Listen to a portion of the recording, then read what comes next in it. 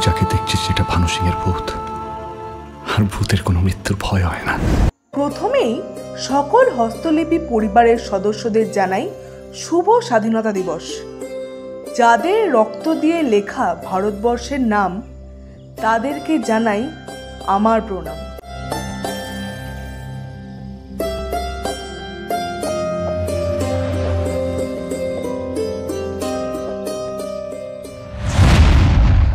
দেব প্রত্যেক ইন্টারভিউতে বলছিল এই ছবিটার জন্য সে নিজেকে নিংড়ে দিয়েছে, জান প্রাণ দিয়ে দিয়েছে এই ছবিটার জন্য।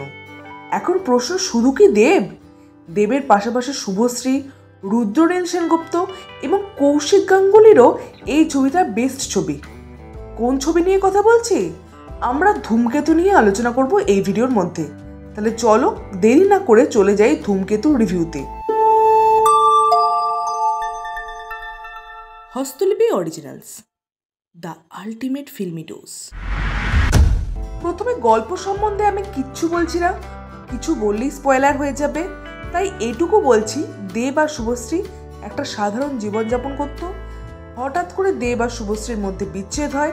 দেব কোথাও চলে যায়, কেন চলে যায়, কীভাবেই বা চলে যেতে বাধ্য হয়, পরে কিভাবে ফিরে আসে, দেব কোন প্রফেশনের সঙ্গে যুক্ত, সবটাই এই ছবিতে দেখতে পাবেন।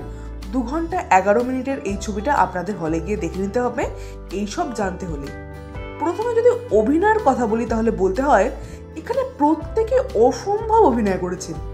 দেব, শুভশ্রী, রুদ্রনীল ঘোষ তো টেরিফিক, এছাড়াও দুলাল লাহিড়ী এবং অলকানন্দা রায়, এছাড়াও প্রত্যেকে চিরঞ্জিত চক্রবর্তীর অল্প কিছু সময়, কিন্তু তিনিও ভালো অভিনয় করেছেন। পরমব্রত, প্রত্যেকে নিজের জায়গা থেকে বেস্ট দিয়েছেন। দেবের যে দুটো ভার্সন আছে, অর্থাৎ ইয়ং দেব আর বয়স্ক দেব, তাদের মধ্যে যে আলাদা আলাদা চালচলন, কথাবার্তার আলাদা, সব কিছু তিনি আলাদা করেছেন। দেবকে কিন্তু এই ছবিতে ভালো লেগেছে ভীষণ। আর দেব আর রুদ্রনীলের যে কেমিস্ট্রি, সেটা আপনাদের চোখে জল এনে দেবে। রুদ্রনীল সত্যি এই ছবিতে অসাধারণ অভিনয় করেছেন, আর দেব শুভশ্রীর কেমিস্ট্রি নাই বা বললাম। সব মিলিয়ে অভিনয় প্রত্যেকে অসাধারণ করেছেন। এরপরে যদি স্ক্রিপ্টের কথা বলি, অর্থাৎ চিত্রনাট্যের কথা বলি, তাহলে বলতে হয় প্রথম ভাগটা কিন্তু ভীষণ টান লেগেছে আমার চিত্রনাট্য, এবং ভীষণই এনগেজিং। পরের পার্টটার আবার ড্রামা পোর্শনটা বেশি আছে এবং ইমোশনাল মোমেন্টটাও বেশি আছে। তো এক একটা পার্ট এক এক রকম, এক একটা পার্টের সঙ্গে এক একটা পার্ট তুলনা করা যায় না। তো চিত্রনাট্য আমার বেশ ভালো লেগেছে। ডায়লগ কিন্তু বেশ ভালো। কৌশিক গাঙ্গুলি সুন্দর ডায়লগের জন্য বিখ্যাত, তো ডায়লগ ভালো হবে সেটাই স্বাভাবিক। আর দেব শুভশ্রীর 9 বছরের যে বিচ্ছেদ, তার সাথে এই ছবির 9 বছরের একটা পার্থক্য দেখানো হয়েছে, সেটা ভীষণই এফেক্টিভ লেগেছে। সব মিলিয়ে ডায়লগ ভীষণ ভালো।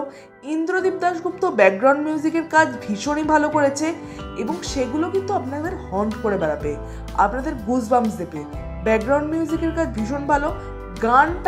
গানগুলো যেগুলো আসছে সেগুলো কিন্তু সুন্দর সুন্দর জায়গায় প্লেস করা হয়েছে, আপনাদের বেখাপ্পা লাগবে না গানগুলো শুনতে গিয়ে ছবিটা দেখার সময়। সো গান, ব্যাকগ্রাউন্ড মিউজিক দুটোই আমার ঠিকঠাক লেগেছে।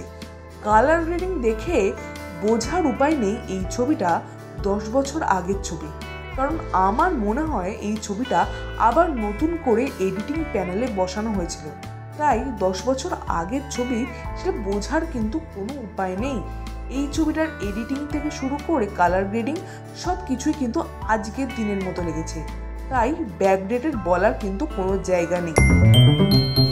ছবির শেষ আধ ঘন্টা আপনারা চোখের পাতা ফেলতে পারবেন না। ভীষণ টান উত্তেজনার মধ্যে এবং ইমোশনাল মোমেন্টের মাধ্যমে এই ছবিটা শেষ হয়েছে। একটা রুমাল সবসময় আপনারা নিয়ে বসবেন, কখন কান্নায় চোখের জল ভিজে যাবে বুঝতেও পারবেন না দেখতে দেখতে। তো ছবিটা অবশ্যই দেখে আসুন হলে। দেব শুভশ্রী আবার কবে আসবে সেটা জানা নেই, তাই অবশ্যই দেখে আসুন। ভক্তদের এরপর আবদার হতেই হবে যে দেব শুভশ্রী আবার কবে আসবে। তো ছবিটা কেমন লাগলো অবশ্যই কমেন্টে লিখে জানাবেন। আমাদের ভিডিওটা লাইক করতে মিস করবেন না। আর এই ধরনের ভিডিও আমাদের চ্যানেলে সবসময় থাকে, তাই আমাদের চ্যানেলটা সাবস্ক্রাইব করে রাখুন পরবর্তী ভিডিও দেখার জন্য।